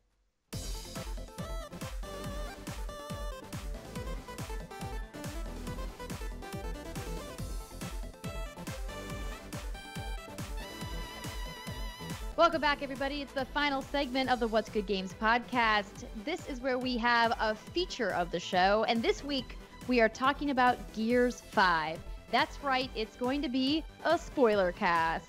We're going to be talking about major story plot points, so as I warned you at the end of last segment, if you haven't finished the campaign and you do not want the story spoiled for you, maybe put a pin in this episode, press that pause button, and come back after you've finished it. Because we're going to be talking about what we did in the game, how we felt about it, and of course, the choice that we made. All right, let's get into it. So, ladies, we've all finished Gears 5. Yes. I played the entire thing co-op with John. Britt, I know you played with Steimer and Jason, which you guys talked about on the show last week. They only played with me for one section of that game. That's I true. played most of it solo. Okay. And then, so Britt, you played the whole thing co-op, though. Right. Okay. So, Steimer, as somebody who played the majority of the game solo, do you think that helped or hindered your experience? For Gears, I don't know that it really made a difference for me. I've always generally liked third-person shooters more than first-person shooters. It's something about attachment, I think, visually to the characters and the world, so I have an easier time going through those campaigns. I also think they did a decent job switching things up, in terms of level design here and a lot of other things that they've made with like the bits of open world that they tossed in, which I have mixed feelings about. But so they did enough variety, though, that I never felt bored. Also, this is a fairly short game in the scheme of things, so I was able to kind of fly through no problem. But holy smokes, I was surprised how much faster it went when Brittany and Jason teamed up with me. Because I was like, when I had mentioned this before, basically I screwed up the loading thing and ended up we had to start all the way at the very beginning of a level instead of at the very end of a whole section. And I was really mad at myself. I was like, don't worry about it, just go on. But we blew through that thing in like 20 minutes together. But it took me like an hour or more by myself just because the AI is not as great. You're talking about the matriarch fight specifically. Yeah, so yeah, I basically accidentally punted us to the back at the very beginning of the facility when you first walk in and like have to turn the turrets off because they'll kill you otherwise. And then you meet Niles, the stupid fucking robot, and then go from there. But because I originally had just intended for them to come into the matriarch fight, it had the checkpoint right there. Steimer, do you remember when Niles bugged and he wasn't moving? It was so funny because on my screen because he needed to like scoot his little robot ass to the door to open it, but he was like just bugged and like in the middle of the walkway. So Steimer, all I see on my screen is Steimer, her character, I think you were playing as Kate, is like walking into him and like manually pushing him to the door. I forgot about that. Yeah, so this part of the game, you like this little robot thing will escort you, and he bugged and he wouldn't move, and so I had to like push him down this section, and then eventually he like got back onto AI pathing and continued forward. And that was a few minutes alone, so we probably would have went through that part even quicker. Yeah, that's true. That was so funny. I experienced more bugs than I was comfortable with. We had bugs the entire game, in every act, in every chapter. Really? Like what? I didn't, aside from Niles, I didn't have that many bugs. Yeah. And I know that bugs are very situational and that some people can play games and never experience a bug, and then other people have nothing but trouble with bugs, and it can really color your experience in a good or bad way, you know, obviously depending on which end you're on. And I was really disappointed by how many bugs that I experienced. I even tried doing like a hard reset on my Xbox One X and things like that to try to maybe clear some memory or whatever could have been holding up the build. But yeah, when we were playing together, there'd be teleporting enemies. Our characters would teleport. There'd be rubber banding. There'd be screen tearing. Like there was a lot of bugs, like more bugs than I anticipated seeing. And by the time we got to like Act 3, I was like, it's kind of unacceptable that this is a first party game that's custom built for this hardware and there's this many bugs. That's crazy. The only issue I had was with the servers, but I was playing the weekend that the game launched. So matchmaking was kind of annoying. Not matchmaking, but like inviting Jason into my game, he would sometimes get kicked out. But that was it. That's crazy. Yeah. I didn't have any of those issues. But then, you know, to this point you already made, I also just couldn't run Monster Hunter World. Just the game just didn't work. Yeah.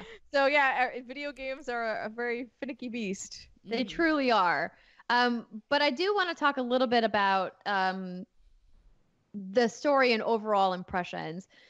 This, to me, was something I was very excited about because I really gravitated towards this new class of cogs. I thought that they were really cool. I love that they made Kate the star of the game. You know, Laura Bailey is the voice of Kate, and when they announced this game, they made a lot of effort to make sure people knew that this was the first time a female character was leading Gears of War. And I think that that's really important because particularly in action games and shooters, even more so, finding female characters who are the lead is rare.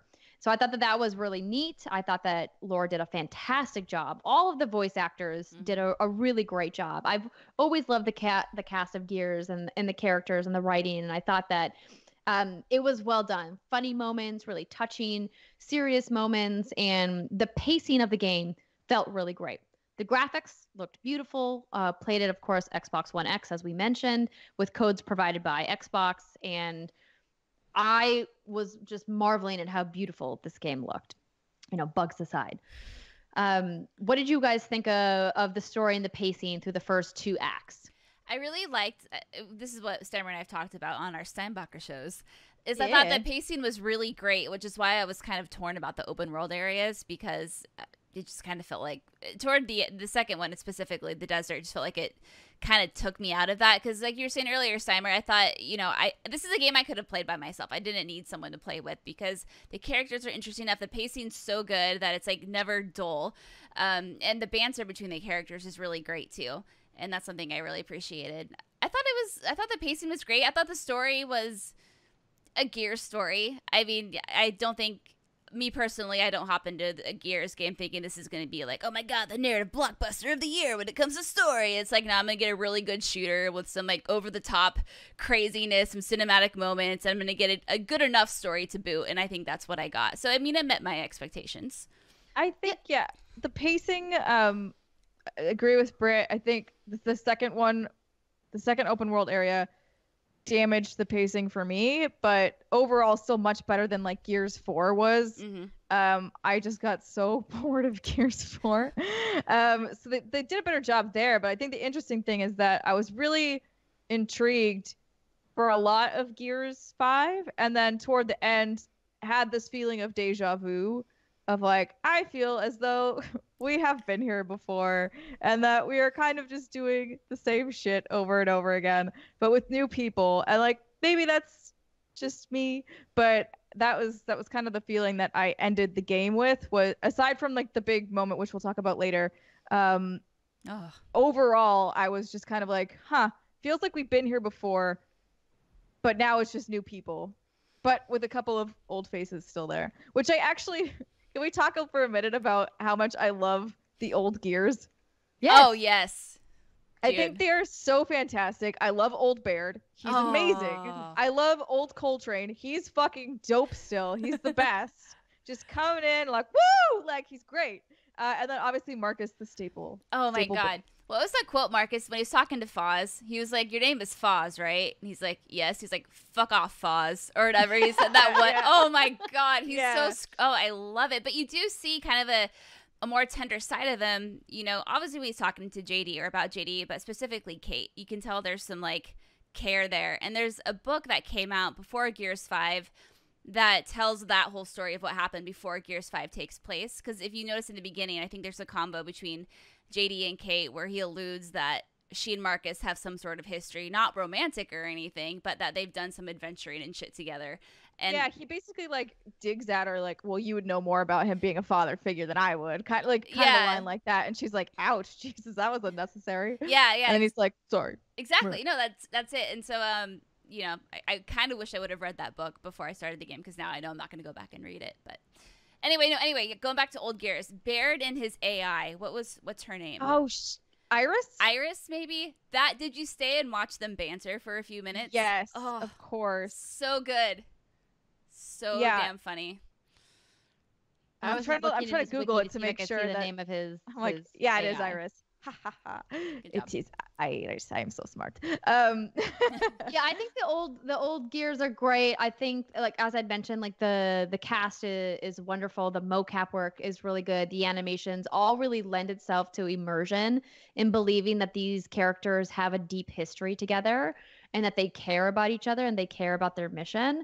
And that's why I thought, really worked from a storytelling perspective in the game.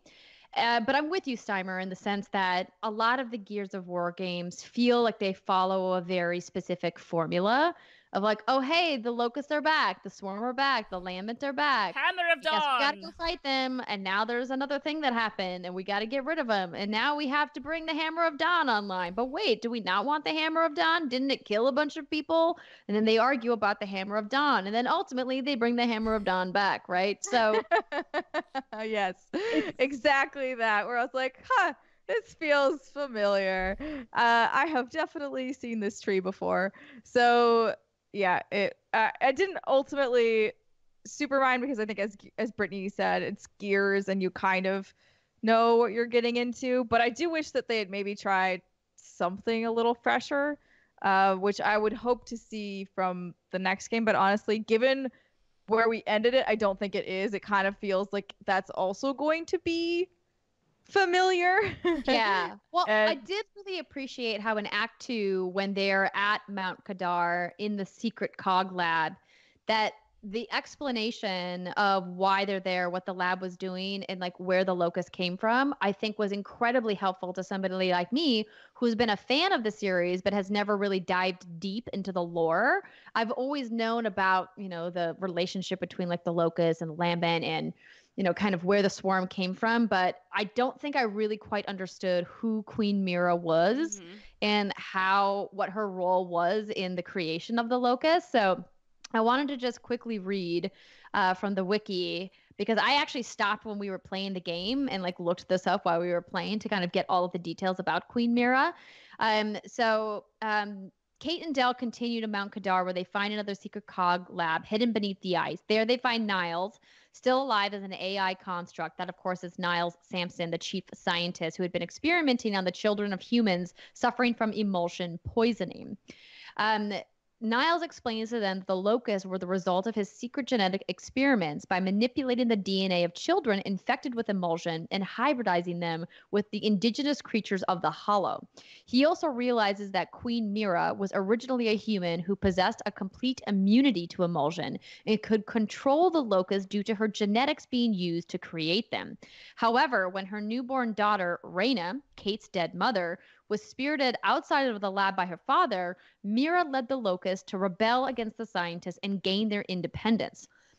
Kate panics when she realizes she is the next queen and demands that she be separated from the swarm's hive mind.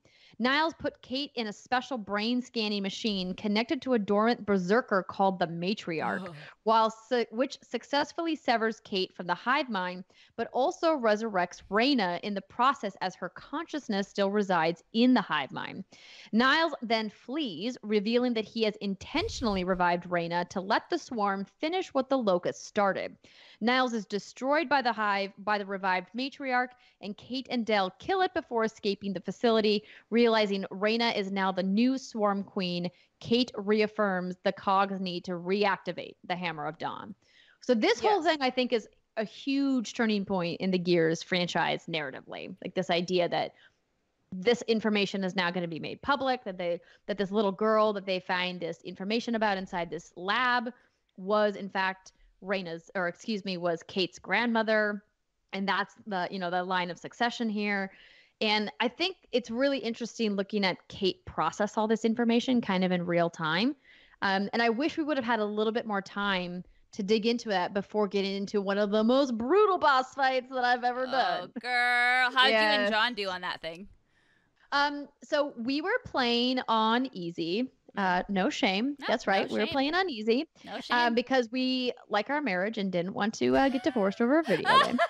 So good point. Yeah. He was playing as Kate and I was playing as Del. And then he played as Kate for the first 2 acts, and then we switched, because if you're playing couch co-op or if you're playing side by side like we were, what Kate sees and hears in key scenes is different than what Del sees and hears in key scenes, which I thought was very interesting. So give some replayability for people who want to play co-op. I don't think that there's an option. Can you play as Del through the whole campaign? If you're playing solo? I don't know. You have to play as Kate. You have to play as Kate. Okay. See, now that's unfortunate, but I understand why they do that. But it was really fascinating for me to play as Del and kind of watch John's screen about what was happening, because what I saw as Del was completely different. So the way that we played this was John would essentially kite the Matriarch around the map, and then I would stay behind her and shoot the weak spot, while he would freeze her in place. Oh, okay. Yep. Yep. How many strategy? We played on easy. Yeah, that was the bitchy ass. Yeah, no, we it took us about 45 minutes on easy to do that fight. Yeah, it's not easy no matter what mode you're on. It's just because did you guys so in easy mode, did it have the one-hit kill? Yes. Okay. Yeah. Really? That's kind of crazy. I would think that easy would have that be a downed moment instead of insta kill. I was actually incredibly frustrated at the balance of easy mode throughout the campaign, not just in that fight. I felt like it got easier near the end because, of course, you've leveled up Jack and you're more proficient with your guns. But like the final boss fight should never feel easier than the boss fight in the middle of the game. And it absolutely did. Yeah. The Kraken fight was the super. Matriarch fight. Yeah. Was really frustrating. But like there was a lot of points when we were playing, just doing, some run and gun moments where we would get down by a couple of shots from like a random locust. And I'm like, this is not why people play on easy. Like I want to experience the story. I want a light combat experience for my first playthrough. I know I'm going to play a lot of Horde and I'm going to go back to this game. Like I'm not trying to have like a marquee difficulty experience in my first run of the campaign. I felt like it was not balanced properly for a true easy mode. It didn't feel easy. What was the game that you were talking about recently that you said was too easy? Was that also Gears in the beginning? No, but I remember what you're talking about. You mentioned that. You were like that. Maybe that was when I was playing solo. I don't know, because I only played so John and I played the first like act solo each, and then we joined up and played the rest of the game co-op. So I can't speak to how the balancing for easy remained as a solo player, because Steimer, you played on intermediate the whole time, correct? Yes, correct. Okay. So I don't know how it would have been if I had continued easy on my own, but maybe the game scales if you have multiple players. Yeah, a lot of games do. That wouldn't be surprising. Yeah. But like you were saying, going back, you know, the arcing story, it's the same sort of thing, right? You know, hammered on, blah, blah, blah. But sprinkled in there are some really interesting things. Obviously, the Locust was one of them. And I even thought the level design in this game was really great. Each room really told a story. I mean, there's one level in the game, it's a kitchen. But I spent like 10 minutes looking at this kitchen and just appreciating every little detail in it. I was telling Steimer about this when we recorded the show. It's like, dang, like, this is just like a level someone's just going to run through and probably not even pay attention. But if you look at it, there's just so much detail. And on that note, there's the hotel area, I think, right? Where they're having, I don't know. It was about adoption, or I can't remember the exact details of it. They were celebrating children, people adopting children, whatever it was. And there was just a total massacre there. And if you look, there's just all these like dead civilians just sprawled everywhere. It's a very, very gruesome scene, and it was very somber. And I know Gears obviously is a very sad story, like humanity's fucked, but typically, you know, they kind of like brush over that with like the witty banter, and it's just kind of like more of an interesting, entertaining action flick more than a somber story, until you get to the point where you got to decide who lives or dies, and we'll talk about that in a second. But I know, Steimer, we talked about that when we talked about Gears initially. I thought that was really interesting. I don't remember Gears doing that in the past games, where you're like, dang, this is fucking intense.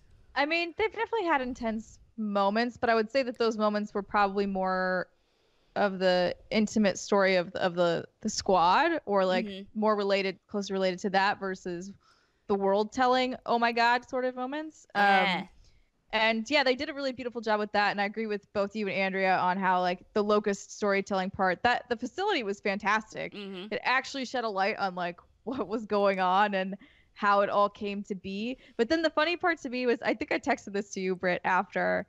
I was like, wait a minute, so what you're telling me is that Mira could control these people with no attachment, because that's what Niall says. But Reyna, the reason Reyna is like kind of a weird monster now is because she resisted the tie she had to the Locust, and therefore has to have like some sort of a weird, they basically had to like deform her in order to get her to be their queen, because she was resisting. And the similar thing would have happened to Kate had she not done sort of the whole matriarch shutdown business. But then I sat there and I was like, wait a minute. So I feel as though you would get around this by just saying, okay, I accept it. I am the queen now of all of the Locusts. Everyone chill the fuck out. Go back underground. Nobody fight anymore. We're done. Oh, that's true. Like, that to me, I'm like, hello, if you can control these things, why are you giving away the power to control them? Unless you're worried you don't actually have the power to control them and they control you, which would be no bueno. But what he was talking about Mira, it really sounded like Mira, at least, was very much in control and knew how to even, you know, not be attached to them, but still was like, no, we're doing this. You took my baby. I'm going to kill everyone. Yes. Which, it's interesting. Yeah. Anyways, I thought about that. Yeah. Yeah, no, I'm with you there. I do want to bring in a new character that I had a lot of fun with, Jack. Yeah. So I think Jack is a really interesting addition, and he becomes very important in the last two acts of the game. But the whole purpose, I think, of the whole first open world section that we come across is really the exploration is rewarded by finding these upgrades, these permanent upgrades for Jack, which I think is a really smart way for them to encourage players to go out and explore and to find these little tucked away areas to find pieces of lore in the world, and of course to give a gameplay benefit to that. And so I really thought that was well executed in the very first section, which was on the way to Mount Kadar, right? All the snow and shit. Oh, yeah, where the the snow is, the frozen remains of the cog that you find kind of scattered around that area on your way to the lab. And then as we transition out of that, Kate has seen and what happens because she gets temporarily connected to the hive mind, and she's like, oh no, this is going to be bad. We got to get the Hammer of Dawn stat. I think the story really kind of takes a turn, and the gameplay takes a turn in the second 2 acts. So, Brittany, before we talk about kind of story stuff that happens, I want to hear about your thoughts about playing as Jack as a character. I know you talked a little bit about it on the show last week when you were talking about playing with Steimer, but do you think that that's something that you would like to see more from in Gears? It's hard to say. Or was it not fun enough? No, it was fun. I would not want to play as Jack during my initial playthrough, because I think where Gears really shines is the shooting, right? And the action. And Jack Jack is OP as fuck. Like, Jack can just mow down bitches left and right. But obviously, you're a robot and you're kind of like flying around, and you don't have like that heavy, meaty Remember feeling. when you went really fast? You were like, I'm going so fast, and you were just like shooting down this hallway. I was like, why? I don't know. I was on speed. I was going, but she went faster than I've seen regular AI Jack ever go. Yeah, I don't know how I did it. I had super turbos. But I mean, I would love to, if I ever play through this game again, the campaign, which I know I won't. I would love to play as him a second time through, because he's definitely the support character, and it's fun to kind of switch through those abilities and whatnot. If you want to. Oh, what was it, Steimer, that I got to use against the matriarch? Was it the shock, or I don't know? No, you did pulse, because that would freeze her. Yeah, pulse would freeze her, and that was incredibly helpful. But of course, super helpful. Your AI Jack, I didn't know that would do that, so I never tried it during my initial fight with her. But no, I would say, if you want to play Gears and you have someone who's like, oh, I don't like shooters, they're not fun, but they like playing maybe an MMO as a support class, be like, hey, here's a compromise. Here's Jack. He can do all these things. He can cloak you. He can stim you, or whatever the different words are. Revive you. He can shock things, drop the little grenades. It was fun. Definitely not, like I said, how I'd want to play during my initial playthrough, but he's an OP robot, and he's great. I do think he's a good option for a partner or a family member or somebody who's not super comfortable with video games, because as Brittany said, it seemed like he was sort of the more fun to play, easier to play character, and you can just kind of like buff everybody, and you're not really gonna die. Yeah. So there's a little less pressure. You can go down, but like someone can just go over and like hit Y or hit whatever button, and save Jack. Goodbye. It was interesting playing as him, though, during the moments, when you have to fight against waves of enemies and Jack is in the background, trying to like find the switches. He flies into one of the little holes in the wall. So you actually get to do that. And during one of the moments when I was playing with Steimer and Jason, it's a like maze of vents. You're in the air vents, but it's like a little maze. So I knew like the pressure was on. Like, I have to find this switch, because the more I dawdle, the more waves they're gonna have to fight. So that was kind of interesting. That's how they incorporated that in there. Yeah, I thought that was fascinating. I was like, Brittany, what do you see? Tell us everything, because like we can't go back there. And in my head, because it's mostly an AI, I didn't even think about the fact that anybody could play Jack. I thought it would just be like nothing back there. Mm-hmm. Right? But then no, they actually have built maze, almost like your own little gameplay sections for Jack, which is really kind of cool. Poor Jack. Yeah, I know. Poor Jack. Yeah, we had to say goodbye to Jack eventually. So just to kind of catch you guys up in the story, because we're about to talk about this like explosive ending. There's been a lot of tension between Kate and Del and JD after they find out that he kind of let some civilians be killed, because I'm trying to remember the exact thing that happened. It was that, I forget the name of the showdown or whatever, but yeah, he gave the order to allow the cog to fire on the civilians. Right. And Kate and Del were like, yo, dog, what? Yeah, this is information you have never told us before. But It's Foz likes to crazy. stir some shit up, and he's the one who kind of like let that slide out. Yeah. Yeah, Foz was like a big old dick the whole time. Yeah. He grew on me toward the end, but yes, Yeah. he definitely is like one of those characters you kind of just want to slap in the face. Yeah, exactly. But you do have to team up with JD and Foz. JD's kind of has this moment in the third act where he kind of comes in to, I don't want to say saves the day, but he definitely like helps them when they're kind of being overrun by enemies and is like, I'm here. Jin doesn't know I'm here to help you because you're my friends. And it's like, cool. That's good to know. But like, it's been Kate and Del this whole time. Like, right. But like, where were you? Yeah. Exactly my thoughts. And so, you know, he's there to help them and he brings Foz along. And so they're trying to get these satellites launched. They get the big rocket and they attempt to get the satellites out. They do obviously get the satellites up into the air.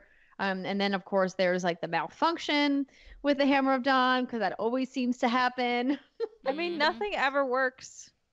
Yeah. As we know here at What's Good Games, technology doesn't like us. It's true. Oh, technology is hard, especially when it involves satellite lasers that can like kill large groups of people and enemies. Yes. So they make it back to New Ephyra. They launch the thing. Jin, of course, attempts to arrest Kate, and then there's that whole thing with the forcibly connecting her to the swarm, and then it gets... And everyone's like, ha, lol, no, you're not. Exactly. And then, like, the Kraken arrives. So this is, like, the final boss fight of the game. I immediately said out loud while John and I were playing, I was like, this looks exactly like the Riven fight. Now, I don't want to be reductive to Destiny 2 players who know what I'm talking about with the Last Wish raid, and Riven, the boss in that raid. But like the physical design of the Kraken reminded me so much of the design of Riven that I was like, man, this feels like a direct kind of ripoff. Obviously, it's not. There's a lot of key differences. The Riven fight's, you know, much more intricate and much more difficult and complicated than the fight with the Kraken was, because all things considered, the Matriarch fight was way more difficult than the Kraken fight was. But I just thought it was really interesting from a design perspective. And then, of course, you know, you kill a bunch more Swarm, and then Jack sacrifices himself. Jack, rest in peace. So there's no targeting beacon for the Hammer of Dawn. So Jack, the good boy robot that he is, decides to fly directly into the Kraken to be the targeting beacon, and of course, dies, sacrifices himself. It was just because that was sadder to me than the moment after. Where you make the choice. Was that after? I don't even remember. Or it was before. It was after, I think. Okay. I'm pretty sure. Let me double check. I'm like, now my brain is mixing up timelines. I thought you chose the person and then who you want to live or die. And then... Oh, yes. Yeah. Because then you have to talk to Marcus and then you have the final fight. You're right. Yeah, so we kind of... I guess we went backwards. But that's okay. But losing Jack to me was harder than making that decision of who lives and who dies. Oh, really? So I guess we should talk about that now because we alluded to it a few times already. I guess, what is it, like right before kind of the final push in, Queen Reina comes and she grabs JD and she grabs Del, and I didn't understand what was happening at first in this point. Were either of you confused? And I was like, wait, what? And I didn't want to believe. And Kate pulls a knife out, and basically she can only save one of her friends. I wanted to throw that knife at her stupid face. I know. I was like, wait, I can't throw it at you. I have to throw it. Just like, because she's basically like got them in tentacles holding them up. So you throw the knife at one of the tentacles to cut one of them loose. I will just say I had zero issue picking Del because Del has been your homeboy for the entire game. Thank you. Like, Del has just been there. Del has been a fantastic friend. And JD, while I'm sure has redeemable qualities, was kind of a butthead for a while there and just ditched you and went super cog really hard for a weird minute. And then only came back to be like, I'm your friend now that it's basically all over. That's why I got so angry at this moment. I got so angry for a multitude of reasons. And it's not just because I was now in Act 4 and I had been experiencing some pretty bad bugs all along the way, and I was just like very mad about the bugs. But I was really frustrated because they set this choice up for failure in a way that I didn't understand. First off, narrative choice like this has never really been part of Gears. It just hasn't. They've always made these big narrative choices, or at least for the most part. And I would have to double check if there's another point in the Gears franchise where you make a choice like this. But I don't believe there is. I feel like you said, they make some interesting choices, but like you as the player aren't like. And I'm not opposed inherently to them to the coalition trying something new and being like, hey, we want to explore player choice in the game and player agency, but you're going to bring it in at the 11th hour at the very, very end of the game and then leave it on this giant cliffhanger. And not only that, like you said, Steimer, why on earth would anybody be picking JD? Yeah. The only reason I had the lightest inkling to was not even about JD. I didn't want Marcus to be sad. Yes. Yeah. Same. So when I had that choice, obviously I was going to save Del because JD, he was in Gears 4, granted, but I honestly don't remember a lot about that game. So even though I did finish it just didn't stick with me. So I didn't have much of an attachment, but I did appreciate the banter that they all had when things were like going normal. And even after when they kind of made up, it was like, oh, you're kind of interested and you have some interesting quips and okay, cool. But yeah, it was like a no-brainer. Of course I'm going to save Del.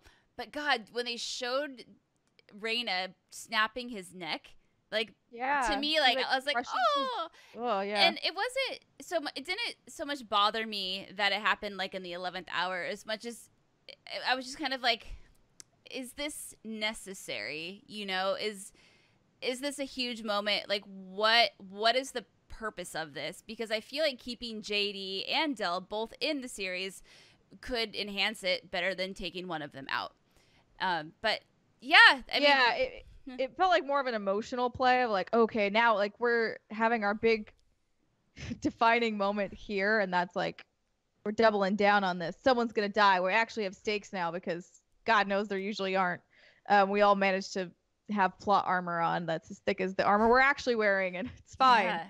But yeah, it just felt a little odd to be a choice between those two, and the choice itself felt more I feel like I was more irritated that they made me choose versus them just doing something with it in the cutscene. If they just killed one of them off. Thank you. I think that would have been so much more impactful if they had just made the choice for you and not let you choose.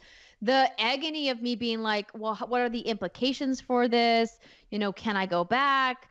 Do I want to do a second playthrough just to pick a different guy? I don't think so. And it's just I see where they could go with Marcus by killing JD, but you almost feel like if you kill Del, that there's really not going to be much fanfare other than obviously, exactly. Coltrane having a moment, but he was such a small part of this game. Unless they intend for him to be a much bigger part of the next game, I don't know. And it just feels like after you spend literally the entire campaign with Del, this idea that you're gonna pick JD, I don't know. I would need to hear a very compelling argument why you would pick JD. Unless it's all for Marcus, right? Because I'll tell you, having that combo with Marcus sucked. And I felt it was really depressing after JD died. Because, again, Marcus, I just felt so bad for him. And knowing we had to have that conversation and having it just killed me. And then, obviously, Jack Seth on top of that was just rah. But it makes you kind of wonder, where are they going with the next game? How are they going to incorporate that, right? So I don't know, Sam, if you played Wolfenstein, but not this most recent one, but the one before that, where there's two characters you have to choose from, right? At one point. Yes. Yeah. So how did that one feel compared to this one? Because I didn't play the one before the new Colossus, where you had to make that decision. To me, honestly, that didn't really have much of an impact on me whatsoever. Okay. Because you make the choice and then the game kind of goes on, and I didn't have an attachment to either of those characters when you make the choice, so it didn't really. Oh, okay. I was like, whatever, I guess this guy, fine. And even here, I had more of an attachment to Del because you just played most of the entire game with him. And I didn't play. I played through honestly most of Gears 4, looking at the cutscene recaps, but I don't remember a lot. And so, like you said, JD never made like a lasting impression on me. So the only reason to keep him alive is that he's Marcus Phoenix's son, and it feels like sort of a waste that Anna died and like gave birth to this dude, only for him to die in this way. Like that just kind of sucks. But that to me was not a reason to kill Del off either. So I was just like, well. Sorry, just to clarify what I was talking about, because I was speaking in circles. I'm talking about during Wolfenstein: The New Order when you choose between Fergus and Wyatt. Yes. Okay. I didn't care about, I remember that. I didn't have. You don't really, I feel, as a player, have a lot of attachment to either of them. Or Caden or Ashley, right? It's like there's only a few games that I can feel like puts you in this position, and I'm like, Yeah, it is kind of a Caden Ashley. No, man, no, there's no saving Ashley. No, that's what I'm saying. It feels like that kind of a choice because you're just like, why would you pick JD? Why would you pick Ashley? Yeah. And like, sure, people will, and I'm sure we'll get many comments about why they picked JD, but I don't know. I mean, I could see people being like, I don't know, but JD to me also has always been the one to throw himself into God-saving mode, or like, I will fix everything. Mm-hmm. Yeah. So it kind of feels a little safer that he's dead. Like he's not gonna Leroy Jenkins into situations anymore, maybe. Yeah. I think it's a much more interesting angle if JD dies. I think, we'll get to see a different Marcus. We'll get to see a different Kate and Del. And I really liked the relationship that they got started. And I'm perfectly fine if JD doesn't come back. So yeah, I'll miss that voice actor because I think that voice actor is great. But he's awesome. Mm-hmm. But yeah, otherwise. Yeah, going back to what I was saying earlier, I'm just annoyed that this even kind of happened because I feel like the story would be better with both of those characters. Because obviously JD by himself, he's fine, but he brings out a side of Marcus that I think would be really interesting to explore. Mm-hmm. But now it's like, no, sorry, yeah. Oh no, yeah, that's it. I think like in the next game, it would be more interesting to see JD continue to grow and see where he's going, because he kind of made to be like, hey, what made you change your mind, or like what made you decide to come back here and delve into that a little bit more. But the fact that they would make you do that at the expense of killing someone who has been there with you loyally your whole journey, it's not worth it to me. Not gonna do it. Yeah, and it's, you kind of appreciate, respect the narrative decision, right? Like, this is the story they wanted to tell, and obviously we're talking about it, and there are those what-if stories, but it's just one of those ones where I'm like, I don't know if this was the right call, Yeah, I mean, hey. I agree. Well, they certainly left it on a giant cliffhanger. Yeah. So we know that Gears is coming back. And the Coalition has already announced alongside Xbox that, this was a super successful outing for them for Gears 5. Like I mentioned, we just talked about the campaign. I've got Horde to play. I love Horde. I just got to find time for it between Borderlands 3 and Destiny Shadowkeep. And unpacking your house. Yeah, that whole thing, building a studio. I eventually want to get away from this room with the white wall, but it takes time, man. Yeah, it does.